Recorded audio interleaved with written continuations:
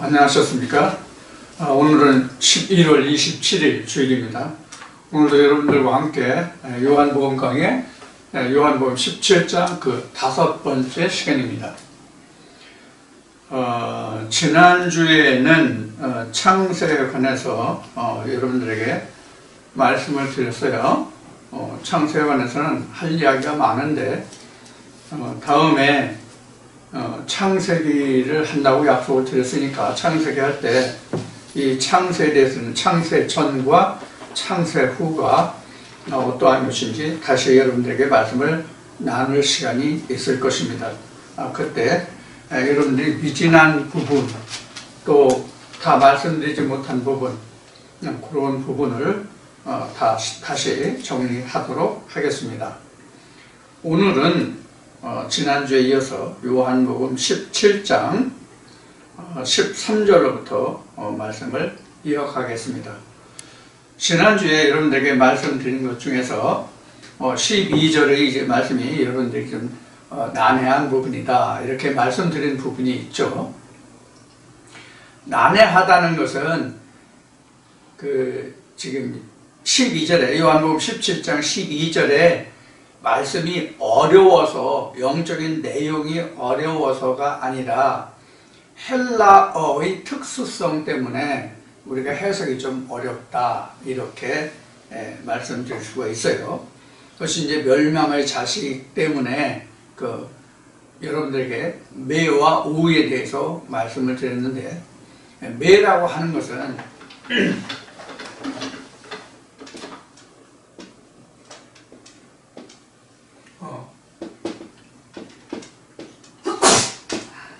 매라고 하는 것은 한정적인 부정이라고 말씀을 드렸어요. 그리고는 절대적 부정 이렇게 말씀을 드렸어요. 그래서 그 12절 말씀에 보면은 멸망의 자손이 없다고 그랬어요.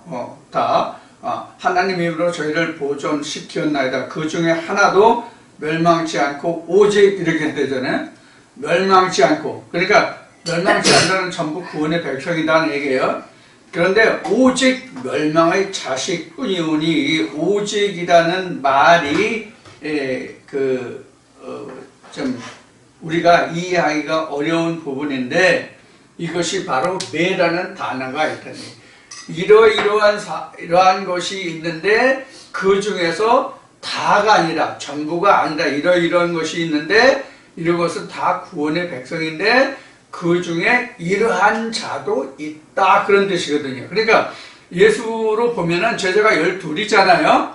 12이 있는데 그들 12이 다 구원의 백성인데 그 중에서 일부는 전부가 아니라 그 중에 이러한 자는 멸망의 자손이다 그런 뜻이에요. 그래서 제가 부가적으로 말씀을 드리기를 진리 말씀을 듣고 있다고 하는 그런 사람들 중에도 전부가 다 100% 하나님의 나라로 들어갈 수 있는 것이 아니라 그 중에도 멸망의 씨가 있다 하는 것을 우리가 꼭 명심해야 된다 그런 얘기예요.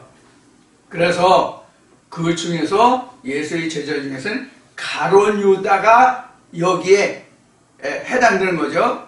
멸망치 않고 오직 멸망의 자손, 오직 멸망에 들어갈 자는 가룟 유다 같은 자도 있다는 얘기예요. 다른 사람들은 아닌데.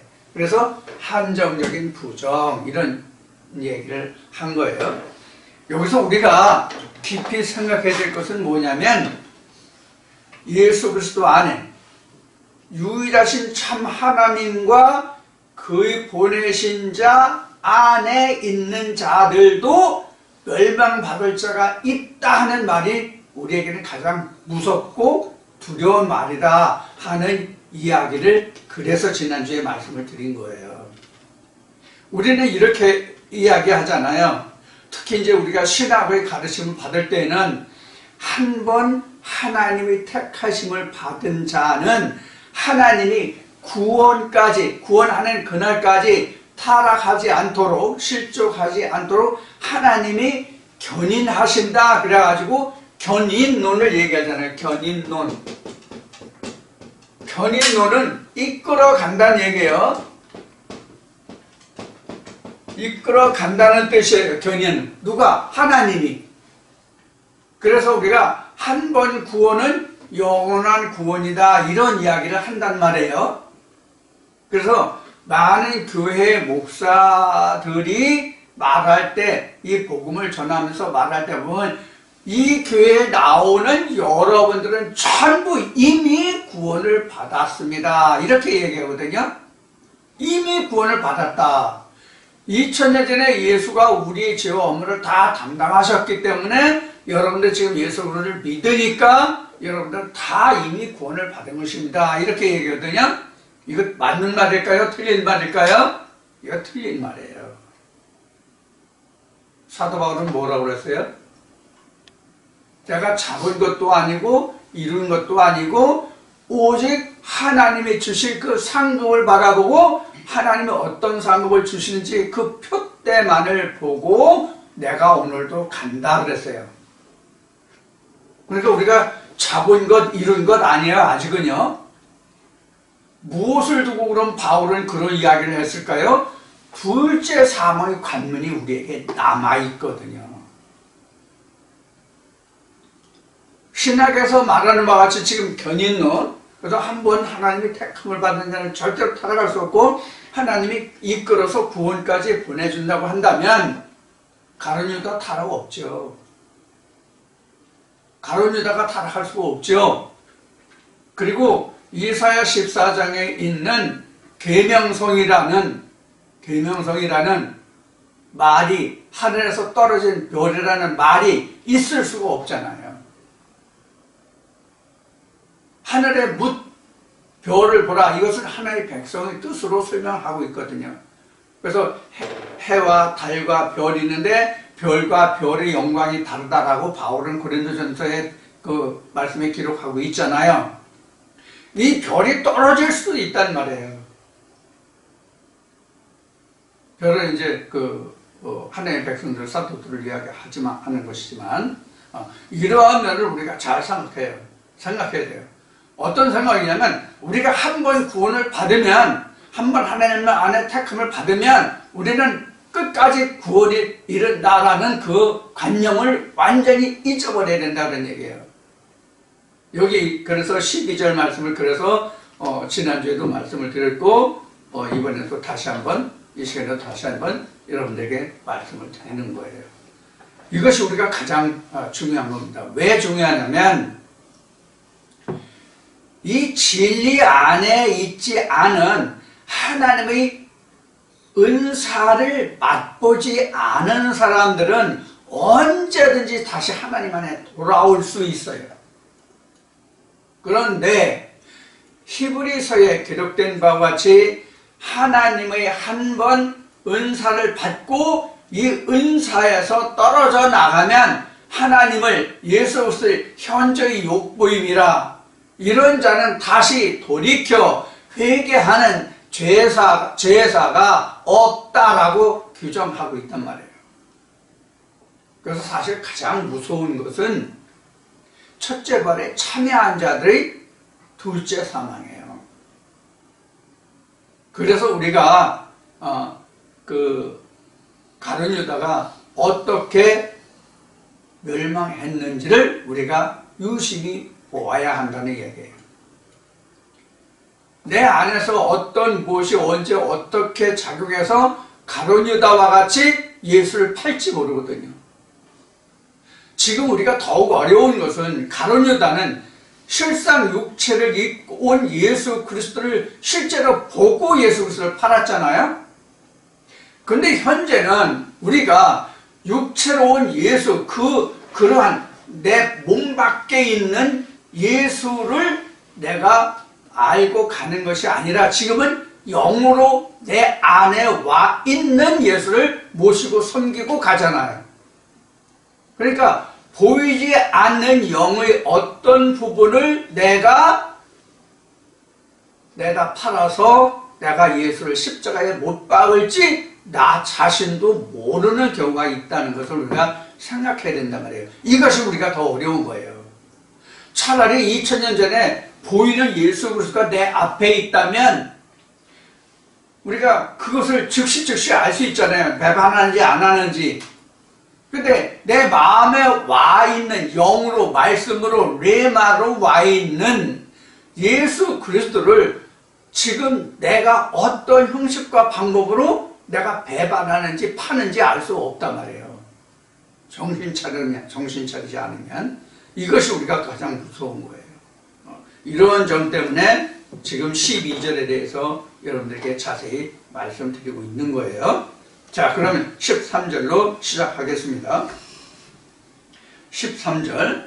지금 내가 아버지께로 가오니 내가 세상에서 이 말을 하옵는 것은 저희로 내 기쁨을 저희 안에 충만히 가지게 하려 함이니이다. 지금은 예수가 지금 아버지께로 간다고 하는 것을 지금 기록하고 있어요. 아버지께로 왔으니 내가 아버지께로 간다 하는 말을 하고 있는 거예요. 자, 그런데 지금 여기서 저들은, 즉 제자들은 세상에 속하지 않았다 이렇게 이야기했어요. 그럼 여기서 예수가 말하는 이 세상이라는 것이 무엇이냐면, 자, 지금 예수가 지금 사역하는 그 지역이 어디예요? 이스라엘 유대 땅이에요. 그래서 예수의 제자들은 세상에 속하지 않았다는 것은 당시에 바리새인들에 속하지 않았다는 뜻이에요. 일반 사람 살아가는 일반 세상을 이야기하는 것이 아니라 이들은 바리새인에 속하지 않은 자들입니다. 아버지께 속한 자들입니다. 이런 뜻이거든요. 세상에 있지만 비록 육신은 유대 땅 안에서 그 유대인들과 살아가지만 그 영은, 그 속사람은 그 유대인들과 같지 않은 아버지의 사람입니다. 내가 아버지께서 내게 주신 것을 내가 저들에게 주었으니 저들이 세상에 속한 자가 아니고 아버지께 속한 자입니다. 그런데 나는 이제 아버지께로 갑니다. 그래서 저들이 세상 중에, 즉 유대인 중에 남게 됩니다. 그런 뜻이란 말이에요. 그래서 이들을 지켜달라 이런 얘기예요. 자, 그 다음에 말씀을 보겠습니다. 14절에 내가 아버지의 말씀을 저에게 주어사오니, 방금 제가 이야기한 거예요. 아버지께서 내게 영화를 주셨는데 그 영화로움을 내가 제자들에게 줬다라고 이미 앞에서 예수가 말했죠. 그것을 기억하시면 됩니다. 그래서 말씀을 저에게 주어사오매 세상이 저희를 미워하였사오니, 여기서 세상이 저희를 미워했다는 것은 유대인들이 저희를 미워했다는 뜻이에요. 자, 우리가 간단히 쉽게 예를 들어서 말씀드릴게요. 사도 바울이 다메섹에 가서 예수의 빛과 음성을 보고 듣고 그 아나니아의 안수를 받아 다시 눈을 떠 보게 되기 전의 사울 때죠. 사울은 예수를 믿는 무리들을 얼마나 학대하고 그들을 잡아서 죽이는 것을 당연하다, 마땅하다라고 생각했습니까? 오히려 그것이 하나님을 섬기는, 하나님을 기쁘게 하시는 일이라고 해서 사도 바울이 아주 앞장서서 나섰던 사람이잖아요. 바울이 사울 때에. 지금 그것을 생각하면 지금 여기 14절에서 말하고 있는 세상에 속하지 아니하고 그 세상에 저희를 미워하였다는 뜻이 무슨 뜻인지, 무엇을 두고 말하는지, 세상의 어떤 세상이 예수의 제자들 미워하였는지를 우리가 생각할 수 있어요. 그러니까 유대인들이, 그러니까 표면적인 유대인들이 이면적인 유대인, 즉 가짜 유대인들이 진짜 유대인을 학대하고 손가락질하고 그들을 완전히 죽이려면 살리려면 한 거예요. 쉬운 얘기로. 2단이니 3단이니 오늘날로 얘기하면 그렇게 얘기한 거예요. 그러니까 예수의 제자들은 같은 유대인들의 무리 속에 있을 때 유대인들과 같지 않은 아버지 하나님의 백성들입니다. 그런 뜻이에요. 그래서 유대인들이 예수의 제자들을 시기 질투 이렇게 하잖아요.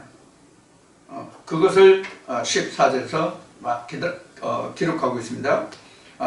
세상이 저희를 미워하여사오니, 여기서 저희는 예수의 제자들이 의미하사니 이는 내가 세상에 속하지 아니한 같이 저희도 세상에 속하지 아니함을 인함이다. 즉 바리새인들 중에, 지금 말씀드렸죠? 바리새인들 중에 바리새인들이 있고 바리새인들도 있고 예수의 제자들도 있잖아요. 예수의 제자들은 바리새인들과 같지 않잖아요. 그래서 바리새인 세상에 있지만은 그들은 아버지께 속한 자들인데 세상과 같지 않아요. 그래서 바리새인들이 예수의 제자를, 하나님의 백성들을 미워하나이다. 내가 아버지께 속해서 저들이 나를 미워한 같이 저들을 미워합니다. 이런 뜻이에요. 자, 15절에 내가 비옵는 것은 저희를 세상에서 데려가시기를 원함이 위함이 아니요 오직 악에 빠지지 않게 보존하시기를 위함이니다. 이렇게 얘기했어요. 자, 여기서 우리가 생각해 볼 것이 뭐냐면 이런 거예요. 예수가 지금 아버지께로 가잖아요. 그럼 제자들이 남잖아요. 그러면 예수의 제자들은 지금 숫자는 적지만 예수가 앞장서서 예수의 제자들을 보호하고 지켰잖아요. 즉 바리새인들과 좀 나쁜 얘기로 하면 바리새인들과 맞짱 떠서 예수의 제자들을 지켜줬잖아요. 근데 제자들이 대장이 됐던 예수가 아버지께로 가면 지금 이 무리들에 대한 보호자가 없잖아. 그동안에 예수가 보호해줬는데 보호자가 없잖아. 그러면 예수가 바라기는 이들을 내가 아버지께로 갈 때 이들도 데려갔으면 좋겠지만 아직 때가 안 이르렀잖아요. 만약에 때가 됐다 할지라도 예수가 아버지께로 갈 때 제자들을 다 아버지께로 데려가게 된다면 어떤 일이 생길 거예요? 어떤 일이 생길까요? 복음이 전파될 수가 없잖아요. 복음이 전파될 수가 없잖아요. 그래서 복음서에 보면 이런 말씀이 있잖아요. 추수할 것은 많은데 추수꾼이 없으니 너희는 아버지께 부탁하여 일꾼을 보내주시옵소서 하라. 그래서 제자들이 없으면 복음을 누가 준 거예요? 그래서 예수는 내가 아버지께로 가는 것이 유익하고 내가 아버지께로 가면 너희가 잠시 동안은 나를 보지부터 할 것이지만 잠시 나를 볼 거다. 그때는 너희가 기쁨이 더 크고 충만할 것이다. 이 기쁨이 충만했을 때 예수의 제자들이 어떤 것을 했습니까? 그냥 기뻐 즐거워서 그냥 하하호호 웃고 먹고 마시고 그랬나요? 진짜로 기뻐 즐겨 한 일 중에 하나가 뭡니까? 뭐예요? 복음 준 거예요. 그때부터 복음을 전거했다고. 즉 오순절을 통해서 베드로가 말한 것 같이 바리새인들을 향해서 너희가 그토록 바라고 원하던 오리라 한 메시아가 너희가 십자가에 못 박은 그가 바로 그다라고 증거하게 되잖아요.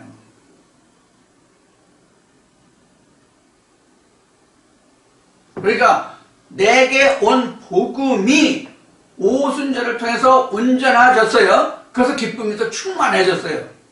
그때 비로소 내가 입을 열어 예수가 누구다라고 말할 수 있는 거예요.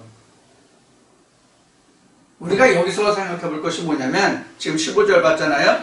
16절인가? 15절 봤나? 보존하시기로 합니다. 16절 내가 세상에 여기까지 하는 것 저희도 15절이죠? 네. 그래서 세상 중에서 데려가시기를 원하는 게 아니라 악에 빠지지 않게 하기 위해서. 그럼 악에 빠진다는 얘기는 뭐냐면 바리새인들 중에 예수의 제자들이 있잖아요. 바리새인이 당시에 바리새인들 유대인들이 몇천 명인지 모르지만 몇백 명인지 모르지만 예수의 제자들은 결국 딸랑 11명뿐이 안 남았잖아. 가룟 유다는 이미 실족했기 때문에 11명뿐이 안 남았잖아. 11명과 남은 유대인들의 수를 비교할 상대가 되냐고. 응? 아무리 인구가 적어도 몇 천만일 텐데, 예를 들어 1000만이라고 그럽시다. 당시에 이스라엘 백성이 1000만이라고 그럽시다. 아니면 100만이라고 그럽시다. 그럼 예수의 제자가 몇 명 남았다고요? 11명 남았잖아. 가룟 유다는 이미 실족하고. 11명과 100만 명과 숫자적으로 비교가 돼야 안 돼요? 안 되거든. 그래서 예수가 가면서 제자들에게 약속한 것이 두 가지예요, 사실은. 첫째 약속이 뭐죠? 첫째 약속이 성령을 주겠다. 성령을 주겠다. 그 다음에는 너희들이 더욱더 기쁨이 충만하리라. 지금 내가 아버지께 감히 오히려 너에게 유익하다라고 말했잖아요. 그래서 그 첫째가 성령이고요. 성령이 예수가 육체로 있을 때를 생각해서 그 성령이 똑같이 그 제자들을 어떻게 해요? 대장에 대해서 인도해 주신단 말이에요. 성령이, 말씀이. 그래서 제자들이 오순절에 성령을 받았다는 것은 예수의 실상을 알았다는 얘기예요. 예수가 뭐가 예수라는 것을. 그러면 제자들이 예수의 실상을 알았다는 것은 바로 뭐냐면 성령으로 오신 예수가 참 하나님의 아들 예수라는 것을 알았다는 뜻이에요. 육체로 자기들과 3년 동안 함께 지냈던 그 예수, 육체를 입은 그 예수가 진짜가 아니라 성령으로 오시는, 말씀으로 오시는 그 예수가 참 예수다 하는 것을 알았다는 말이에요. 이게 다시 거슬러 올라가면 요한복음 1장 14절이에요. 말씀이 육신을 입었을 뿐이에요. 말씀이 육신을 입었기 때문에 육신을 벗으니까 뭐만 남아요? 말씀만 남죠. 아, 예수가 그동안 우리와 함께해서 그토록 이야기했던 그 육체를 입은 예수가 아니라 그 입에서 나온 말이 예수구나 하는 것을 깨달았다는 뜻이에요. 이게 요한복음 6장 63절이에요. 내가 너희 이런 말이 영이요 생명이라. 이것을 안 거예요, 제자들이 오순절을 통해서. 그동안은, 즉 예수가 성령으로 오시기 전까지는 제자들이 모여졌어요? 모이지 못했어요? 다 뿔뿔이 다 흩어졌어요. 가장 대표적인 것이 지난번에도 말했듯이 베드로는 바로 고기 잡으러 갔잖아. 갈릴리로. 그래서 예수가 오는 것을 봤잖아. 물 위로 걸어오는 예수를 봤잖아. 뛰어내렸잖아. 예수인 줄 알고.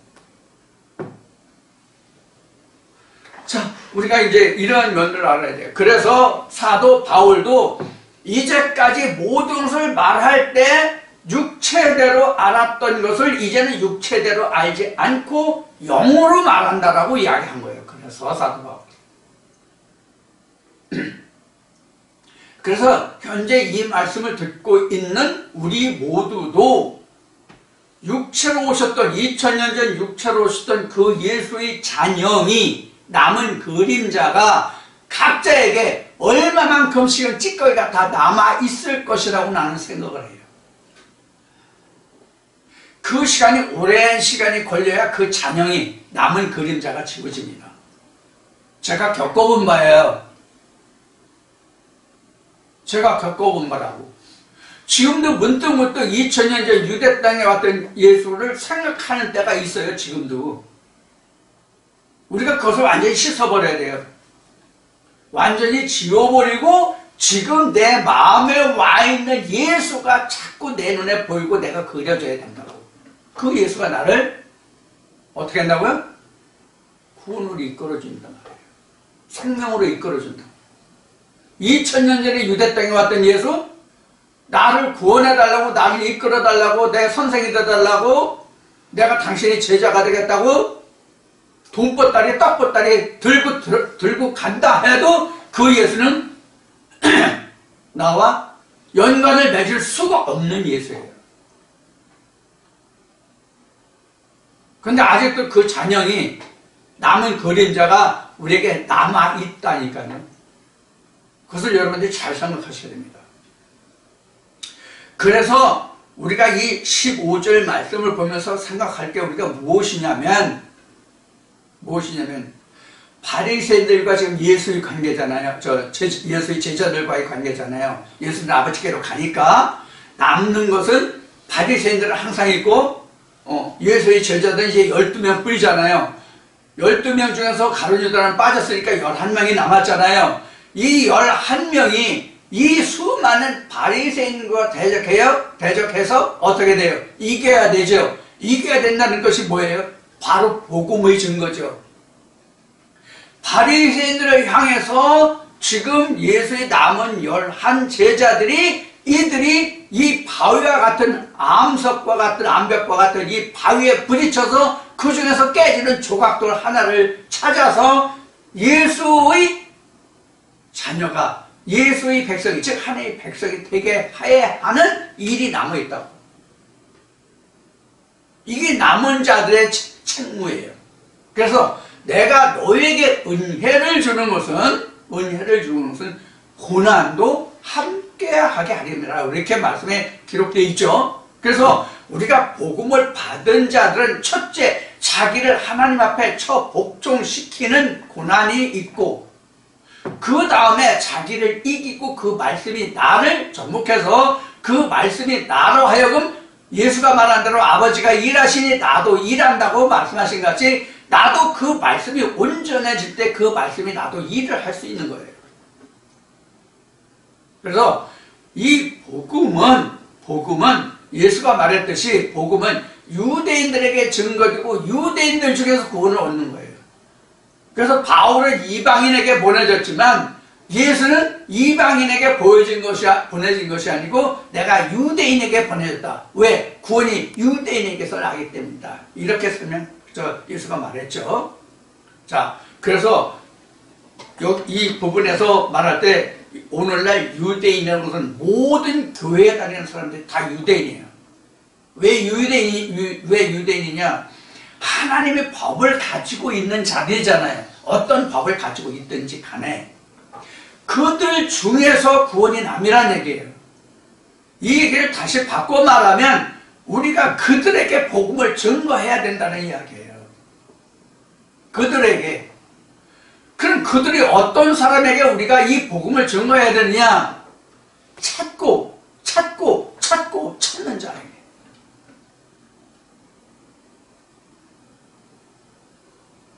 그냥 어느 교회에나 출석해서 여기가 조사오니 여기가 낙원이 여기가 천국이요 하는 사람들에게는 이 복음의 말씀을 아무리 주어도 속이에 격리기야. 그런데 그들 중에서 이 말씀이 좀 이상한데 저 말씀이 이상한데 이게 뭘까 저거 뭘까 더 좋은 하나님의 말씀이 있을 텐데 이건 하나님의 말씀이 아니야. 이건 사람 얘기지 세상 얘기지. 저런 말씀은 다른 데 가서도 들을 수 있어. 진짜 하나님의 음성이 뭘까? 이 성경에서 기록한 이 뜻이 뭘까? 하고 찾는 사람들이 있단 말이에요. 그 찾는 사람들에게 이 복음이 증거돼서 그 사람들 중에서 하나님의 백성이 될 자들이 있는 거예요. 그래서 그런 사람들을 만나면 때를 얻든지 못하든지 간에 그들에게는 복음을 주라 하는 뜻이에요. 그래서는 복음이 증거되겠어요? 물론 세상에 있는 사람들도 교회 다니지 않는 일반 세상 생활하는 사람들에게도 관심이 있는 사람이 있어요. 그런 사람. 관심이 있는 사람. 그래서 시편에는 나를 찾는 자에게 내가 나타나리라 이렇게 말씀하신 거예요. 나를 찾는 자. 나를 찾는 자. 그래서 열왕기에 보면 사르밧 과부가 그 나뭇가지를 주워가지고 그 떡을 해먹으려고 하는 그런 장면이 나오잖아요. 이거 옛날에는 이거 복 받는 비결로 해가지고 사람들 많이 목사들이 후려쳐가지고 그 주머니 돈 반지도 빼게 하고 귀걸이도 빼게 하고 이런 그 주제를 많이 써먹었던 말씀인데 사기 쳐먹었지. 그러니까 사기 쳐먹은 거지. 은도 내꺼 금도 내꺼 하니까 사기 쳐먹은 놈들도 있지만, 자, 그래서 이 15절 말씀에 대해서 그래서 할 말이 참 이게 많은데, 우리가 믿음에 관해서 말하면, 그래서 우리가 이 말씀을 들으면서 아직 이 몇 년 동안 이 말씀을, 제가 증거해드린 이 말씀을 몇 년 동안 들었으면서도 이 사람에게 가서도 들어보고 저 사람에게 가서도 들어보고 여러 사람들을 쫓아다니면서 말씀을 비교 분석하는 사람들이 있어요. 그러면 지금 요한복음 17장 15절 말씀을 놓고 보면 하나님은 그 많은 바리새인들 중에서 이 제자들을 지켜달라고 말씀하시는데, 지금 이 사람들은 오히려 그들과 가서 너희들은 뭘 가르치고 뭘 어떻게 하느냐, 즉 이 말씀은 우리는 이렇게 알고 있는데 너희들은 어떻게 생각해, 이렇게 이제 이야기하는 것과 같아요. 그러면 그 상태가 어떤 것을 말하느냐, 아직 내가 참 것이 무엇인지, 참이 무엇인지 참을 붙들지 못했다는 얘기예요.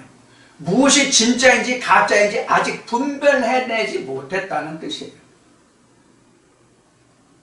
근데 대체적으로 그렇게 말씀하는 분들이 말을 들어보면 동영상을 몇 번 들어봤대. 많이 들어봤대. 많이 들어보았는데도 당신은 이렇게 얘기했는데 다른 사람들은 이렇게 얘기하더라. 또 다른 사람은 이렇게 얘기하더라. 이런 얘기들을 해요. 다른 사람이 어떻게 이야기하는 것은 중요하지 않아요. 그럼 무엇이 중요하냐? 내가 무엇이 참인지를 찾는 게 중요해요. 예를 들어서 요엘 목사가 말하는 똑같은 주제에 대해서, 똑같은 말씀에 대해서 요엘 목사가 지금 말하는 것 중에서 누가 진짜냐 하는 거예요. 아, 이 사람은 이 사람 10사람 중에서 이 사람은 이렇게 해야 된다. 아, 그러면 이 말씀은 요엘 사람이 말하는 것과 같이 말할 수도 있구나라고 하면 안 되고, 그 중에서 진짜 하나님이 유일하신 참 하나님과 그의 보내신 자의 말을 하는 자의 말이 어느 말이냐 하는 것이 중요하단 말이에요. 그것을 찾는 것이. 성경은 이렇게 말할 수도 있고 저렇게 말할 수도 있고 그렇게 말할 수도 있는 게 아니에요. 성경은. 에베소서 4장에 있는 말씀까지 하나님 하나예요. 예수도 하나예요. 성령도 하나예요. 따라서 믿음, 구원 다 하나예요. 외길이에요. 그런데 지금 방금 이야기한 것 같이 10사람의 목사가 있다면 다 각각 다르게 말한다 이거예요. 그 각각 다르게 말하면 그 중에서 진짜 유일하신 참 하나님과 그의 보내신 자의 입이 어떤 입이냐 하는 거예요. 그걸 찾으라는 얘기예요. 많은 사람들이 말을 듣는 게 중요한 게 아니라 진짜 그 중에서 누가 참이냐 하는 것을 내가 구별해내는 거란 말이에요. 이게 바울이 말한 영분별이에요. 즉 말씀을 분별하는 거죠. 어떤 게 진짜 하나님의 말씀인지. 그래서 제가 그러잖아요. 아, 이 말씀이 옳다라고 생각하고 그냥 무조건 듣는 것으로 끝나면 그건 들은 게 아니다. 들은 게 아니다. 그거는 이 말씀이 그렇게 이루어지는지를 네가 하나님을 시험해봐라 하는 얘기예요. 성경에 있는 것 같이 시험해봐라. 시험해봐라. 진짜 되는지 안 되는지 한번 시험해봐라. 하나님을 시험하라고 그런다고. 하나님 자신을 시험하라고 그런다고. 그럼 다른 말씀에는 하나님이 시험을 받는다고 되어 있어요? 시험하면 하나님이 시험을 받는다고 되어 있냐고. 하나님은 시험하지도 않고 시험을 당하지도 않는다고 그랬어요. 그런데 다른 말씀에는 시험해봐라. 나를 시험해봐라. 하나 되나 안 되나. 가장 대표적인 것이 뭐예요? 11조예요. 나의 창고에 너희가 11조를 차고 넘치게 부어봐라. 그럼 내게 11조 온전한 11조를 해봐라. 그런데 너희 창고에 넘치게 채워주나 안 채워주나 보라. 시험해보라. 이렇게 했잖아요. 시험해봤어요? 11조 해가지고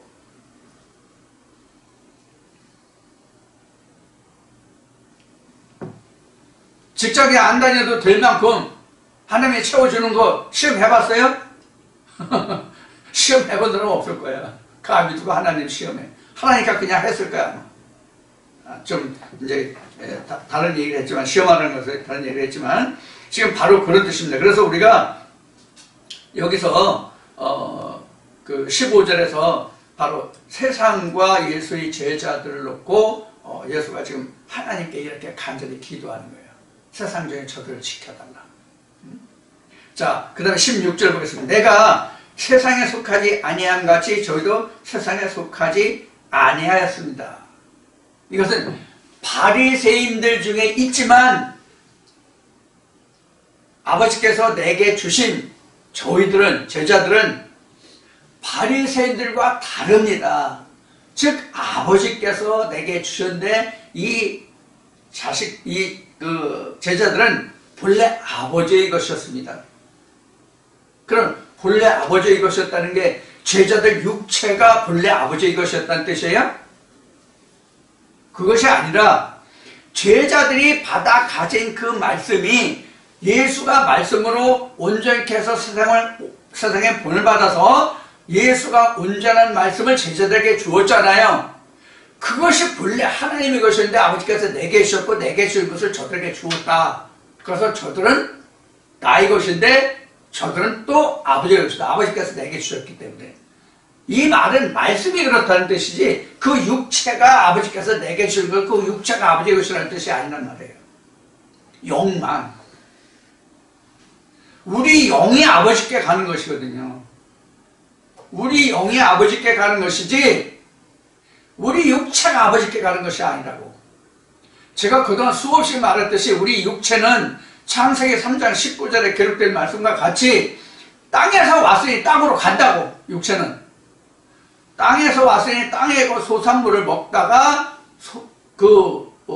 목숨이 걷어지면 끝나면 우리 육체는 땅에서 왔기 때문에 땅으로 간다라고 창세기 3장 19절에 기록되어 있고, 이것을 전도서 3장으로 말하면 사람의 혼은 하늘 위로 올라가고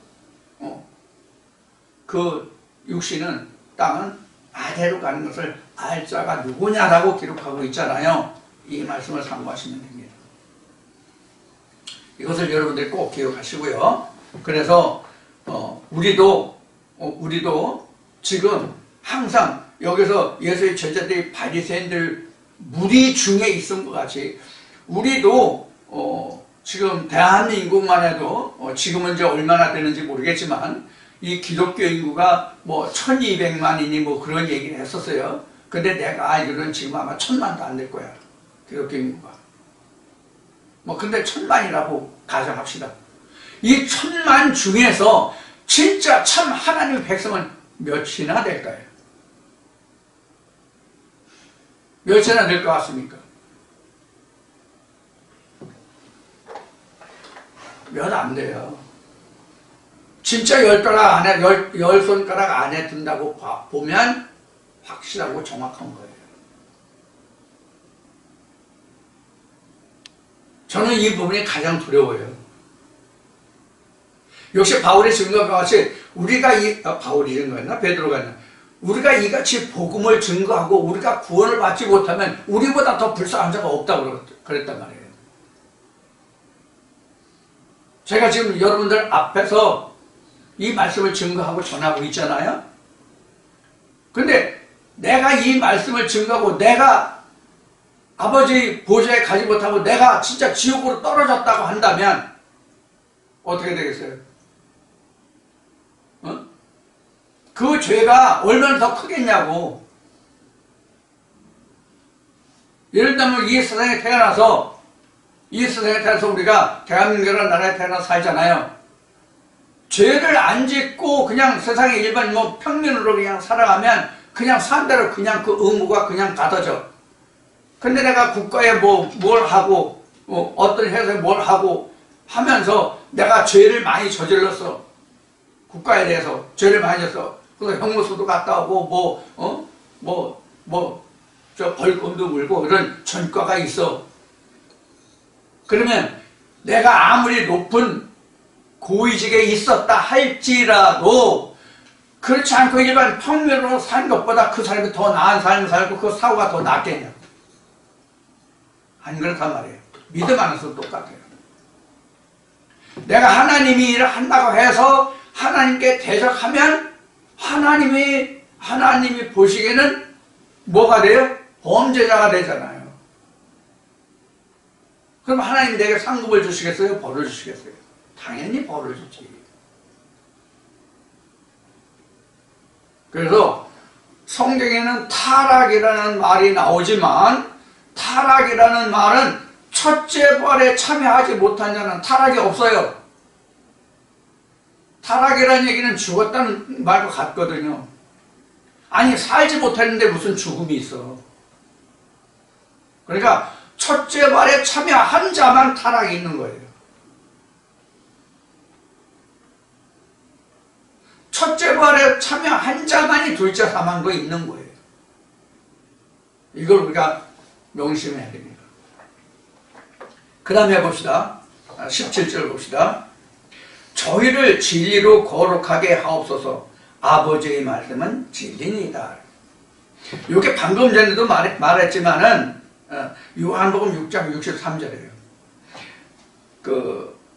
거룩하게 하라는 뜻은 우리가 뭐 주일날 오늘 주일인데 목욕 재개하고 뭐 좋은 옷 입고 뭐 여자들 머리도 하고 뭐 화장도 잘 하고 깨끗한 몸과 마음으로 오늘 목욕하고 깨끗한 옷을 입고 가고 이게 거룩이 아니에요. 이게 거룩이 아니라고. 우리가 하나님 앞에 거룩할 수 있는 것은 다 찢어진 옷을 입고 가도 벌거벗고 가도 하나님께 내가 거룩할 수 있는 것은 하나님은 영이시니 영으로 가는 것이 거룩이에요. 하나님은 영으로, 그래서 영으로 가는 것이 거룩이라고.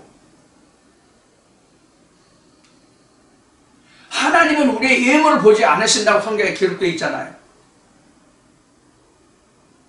우리가 더 이상 도덕적으로 세상 살아가는 예대로 우리가 진짜 벌거벗고 갈 수 없기 때문에 벌거벗고 가는 자가 없어요. 가난한 좋은 옷을 입고 가려고 하는 것은 순수하고 온전한 마음이에요. 그거 자체는 좋아요.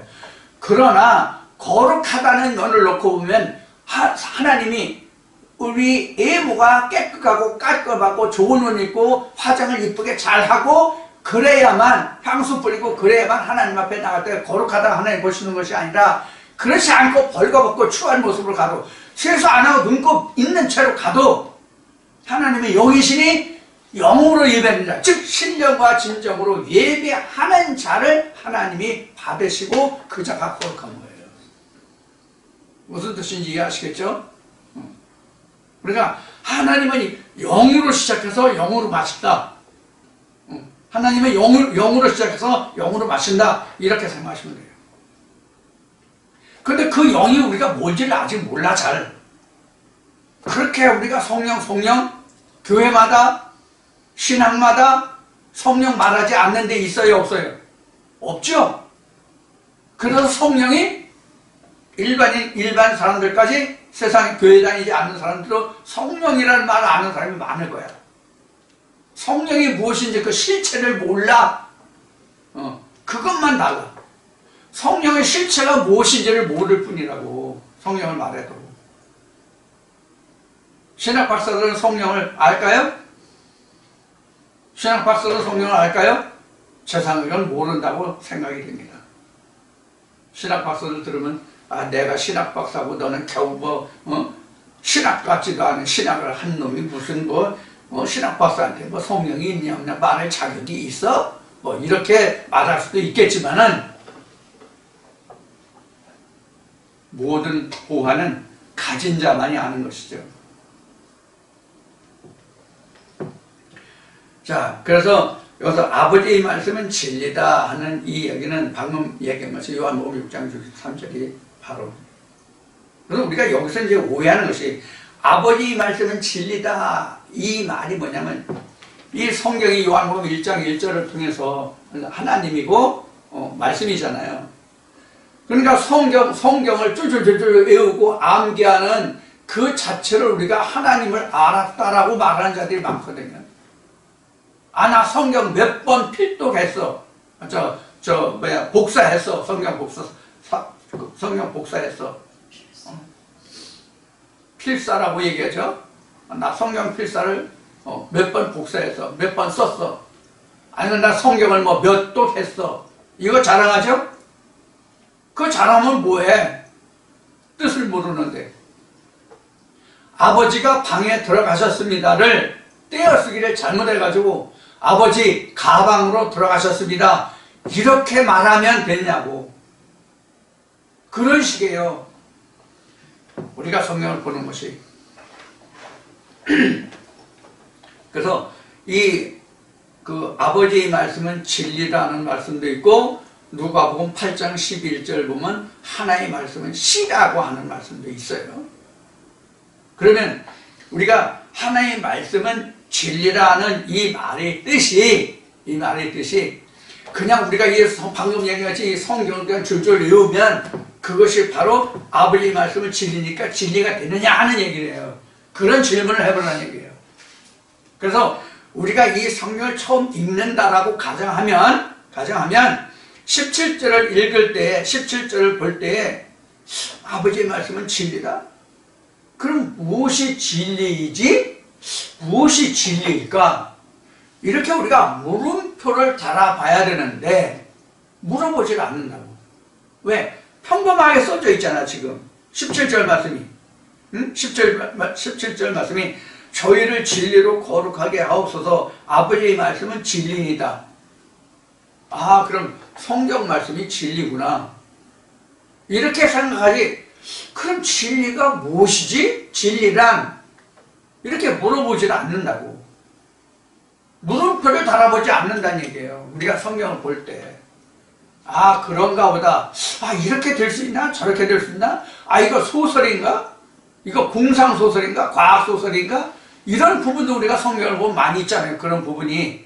즉, 우리 인간의 생각을 범죄해서 볼 때에 이게 가히 이루어질 수 있나? 이렇게 될 수 있나? 하는 그런 부분들이 있잖아요. 이거 공상과학소설도 아니고. 그런 부분이 있으면 우리가 하나님께 물어봐야 되거든. 자, 그럼 여기서 아버지의 말씀은 진리다 하는 뜻을 우리가 좀 살펴보면 이 말씀을 좀 풀어보고 잠시 쉬었다 하도록 하겠습니다.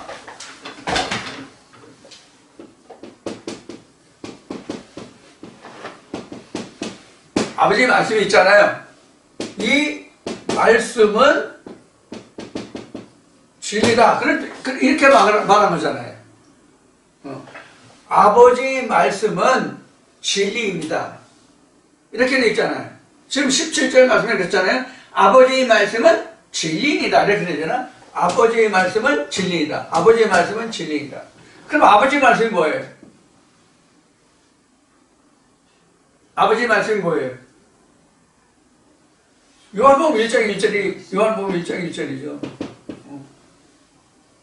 하나님은 말씀으로 계셨다. 이 말씀에 생명이 있었으니 이 생명은 말씀과 함께했다. 이런 이제 그 기록이 요한복음 1장 1절에 기록되잖아요. 그것을 말하는 거예요. 여기서 요한복음 1장 1절 우리 좀 한참 됐는데 요한복음 1장 1절 다시 한번 봅시다. 태초에 말씀이 계시니라. 이 말씀이 하나님과 함께 계셨으니 이 말씀은 곧 하나님이시니라. 이렇게 되어 있잖아. 이 말씀은 곧 하나님이시라. 그가 태초에 하나님과 함께 계셨고 만물이 그로 말미암아 지은 바 되었을 때 지은 것이 하나도 그가 없이는 된 것이 없느니라. 그 안에 생명이 있었으니 이렇게 되어 있잖아요. 그 안에 생명이 있었으니 어디에? 말씀 안에, 하나님 안에, 말씀 안에, 하나님 안에 뭐가 있었어? 생명이 있었으니 이 생명이 곧 진리라고. 그래서 요한복음 1장 지금 2절인가 3절까지 봤는데 그 뒤에 보면은 이 생명이 사람들에게 뭐로 왔다 그랬어요? 빛이라고 되어 있어요. 이 빛이 어둠의 빛이니 어둠이 이 빛을 깨닫지 못하더라. 세상에 빛이 왔을 때, 세상에 빛이 왔을 때 그 빛을 알기보다는 어둠에 빛이 왔으니 어둠도 빛을 모르고 세상도 빛을 모르더라. 이렇게 이제 요한복음 1장에 기록되어 있죠. 그래서 예수가 뭐라 하세요? 예수가 한 말이 뭐라 하세요? 나는 길이요, 진리요, 뭐다? 생명이다. 이렇게 얘기한 거예요, 그래서 아버지 말씀은 진리다 하는 얘기는 아버지와 예수를 알아야 이것이 진리가 된다는 뜻이에요. 즉, 본문 말씀과 그 속에 담겨져 있는 생명을 찾아야 이게 온전한 말씀이란 말이에요. 우리가 이 글 속에 성경에 기록한 이 본문 속에 무엇이 들어있어요? 생명이라는 예수가 들어있다 그런 뜻이에요. 그 예수를 찾아내라는 얘기예요. 지금은 제가 이 교회 저 교회 다니면서 말씀을 어떻게 증거하나 하는 것을 지금 듣지 못하고 있는데, 지금은 여기 제가 시골에 내려와서 3번인가를 주변 교회에 한번 가봤어요. 주변 교회 3번인가를 가보고 그냥 발을 끊었어요. 뭐 가보나 마나 가서 들어보나 마나 뭐 똑같으니까. 오히려 시골이 사실은 서울만 못해요. 세상적인 설교를 해도 시골에 있는 목사들이 서울에서 겪어본 목사들만 못하더라고요. 실력면이 그렇다는 얘기예요.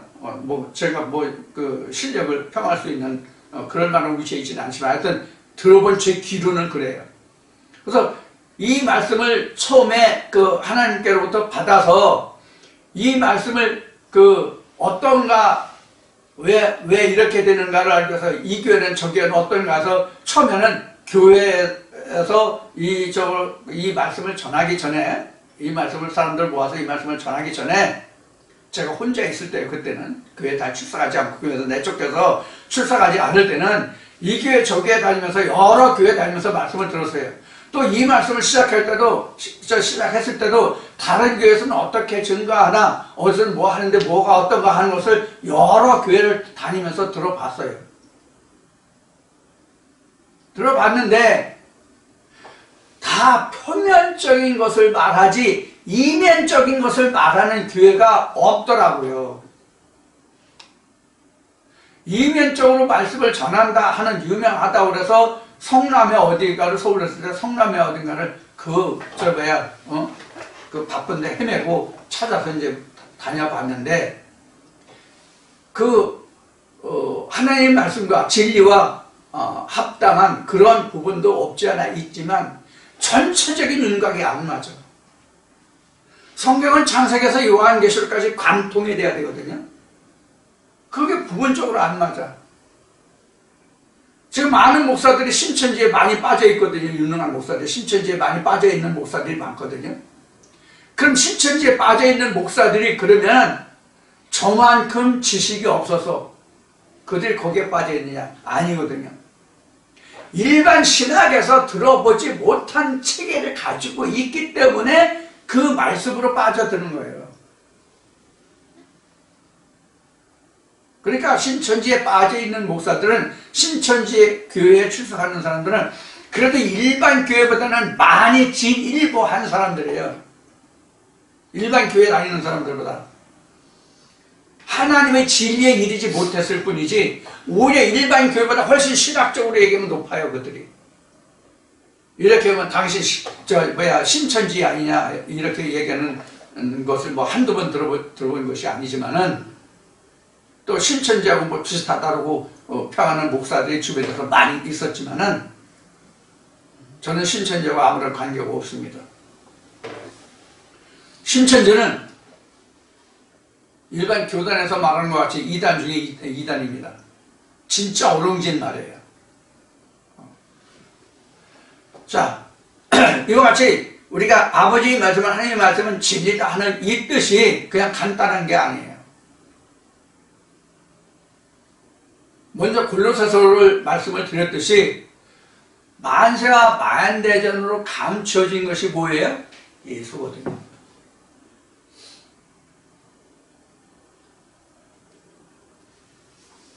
예수만 감춰준 거야, 성경에서.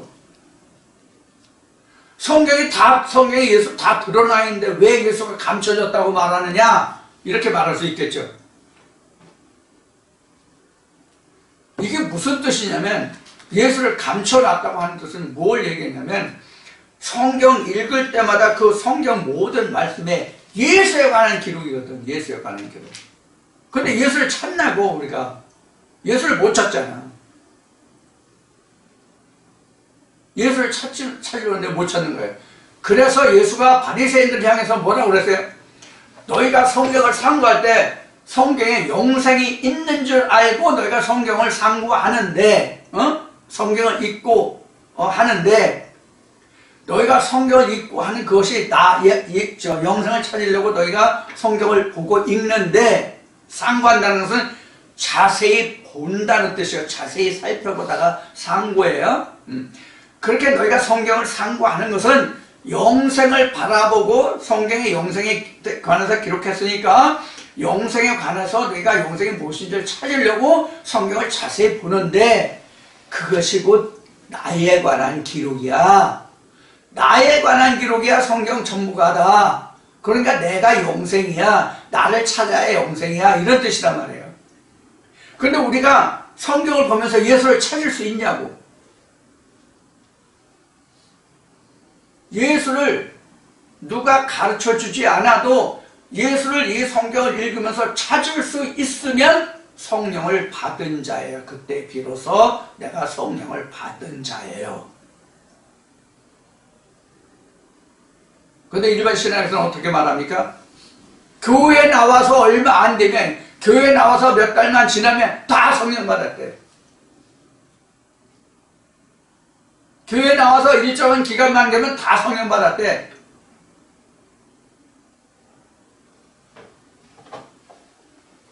이런 세상에 거짓말쟁이가 어디 있어요, 도대체. 자기도 성령이 무엇인지를 모르면서 성령 받았다는 거예요. 그래서 이게 요한복음 그 17장 17절은 이러한 그 많은 뜻을 내포하고 있습니다. 그래서 우리가 성경을 안다는 것은 자기가 겪어보지 않은 성경을 몰라요. 자기가 겪어보지 않은. 그래서 제가 이렇게 말하잖아요. 여러분들, 제가 여러분들에게 성경 이 말씀이 이렇습니다라고 말씀드리는 것은 내가 먹어보고 내가 경험한 것이지, 듣는 여러분들이 그렇게 먹어보고 체험한 것은 아니다. 그러니까 여러분들도 이 말씀을 그렇게 먹어보고 과연 저 사람이 이야기하는 것과 같은지를 하나님과 씨름해서 확인하라. 자기 떡을 만들라. 자기 하나님을 만들라 하는 이야기가 바로 그런 뜻이에요. 듣는 것과 내 것은 다르다고. 그래서 저는 이런 이야기를 한 적도 있죠. 짜장면. 홍길동 반점에서 짜장면을 기차게 만든대. 그 짜장면이 엄청 맛있다는 거야. 그래서 얼마나 맛있나 하고 내가 가서 먹어봤어. 그래서 내가 먹어보고 홍길동 반점에 가니까 짜장면이 진짜 이렇게 하는데 이렇게 맛있더라. 이야기 하잖아요? 그럼 여러분들도 홍길동 반점에 가서 그 짜장면을 먹어봐야만 저 사람이 얘기하는 것과 같은지 안 같은지를 알 수 있을 거 아니에요. 그런 뜻이에요. 여러분도 하나님의 집에, 즉 성경에 물어서 저 사람이 이야기하는 것과 같은 결과가 나오는지를 확인해 보란 말이에요. 그렇지 않으면 100번, 1000번 들어도 내 거가 안 돼. 그냥 흘러가는 걸로 들으면 안 돼. 하나님과 씨름해서 왜 저 사람이 말하는 것이 왜 저렇게 되지 하는 그 이유를 깨달아야 돼, 내가. 그게 직접 먹어보는 거야. 그럼 직접 먹어보려면 어떻게 돼? 말씀을 이 말씀 저 말씀 간주해가지고 그런가 안 그런가 다 찾아봐야 돼요. 사실은 우리가 유일하신 참 하나님과 그의 보내신 자를 안다고 하는 것은 사실 피곤한 일이에요. 힘든 일이라고. 듣기만 해가지고 내가 끝나는 게 아니야. 일반 교회는 그냥 가서 듣기만 해도 돼. 들어도 안 들어도 까지가 그반이야. 왜? 돌아서면 까지가 남을 게 없으니까. 그런데 성령이 교회들에 가신 말씀은 절대로 그렇지 않거든. 반드시 거기에 하나님이 참 참이 들어있거든. 그 참이 무엇인지를 자기가 직접 눈으로 보고 확인하라는 뜻이에요. 그래서 저는 하나님의 말씀이 절대로 내 것이 안 된다. 자, 이렇게 해서 요한복음 17장 17절 말씀까지를 이 시간 하고 잠시 쉬었다가 다시 만나 뵙겠습니다.